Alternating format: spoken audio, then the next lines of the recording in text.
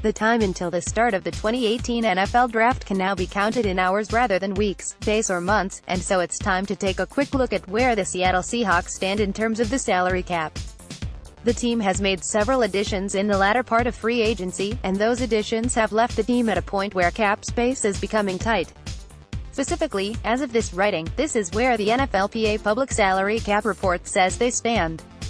According to the NFLPA, the Seahawks have $7,564,406 in 2018 cap space after adding Morris, Dawson, Davis and Janikowski. John Gilbert, at Seahawks Machine, April 24, 2018. The $7,564,406 puts the Seahawks in 23rd.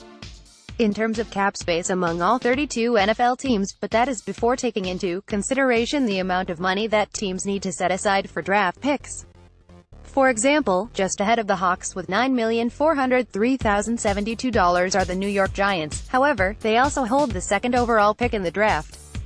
If the Giants stand pat and make a selection with the number 2 pick, that player will carry a cap hit of $5,694,864 in 2018, meaning New York actually has far less cap space available compared to the Seahawks. Once all the picks are made and the slotted salaries are allocated, the picture on where each team stands heading into 2018 will become much more clear. Specifically, while the Seahawks have that $7.564 million in available cap space, the team needs almost $2 million to cover its draft picks this week, in addition to $1.3 million for the practice squad. Taking those off of the available cap space, it leaves the team with about $4.2 million in usable space. However, even taking those amounts into consideration, we're not at the point where the team could use that money. Every team needs injury replacements, and the Seahawks are no different. Teams typically set aside a couple million for injury replacements, and the result is that Seattle is effectively at the point where there is no cap space to speak of to make any material additions without first cutting other players.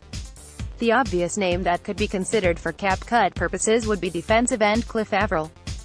Cutting Avril would clear between $5.975 million and $7.125 million depending on whether he passes a physical before being cut, but the team has no need to move on from Avril right now as they work on potential extensions for players like Earl Thomas, Frank Clark, Tyler Lockett, Dwayne Brown and others.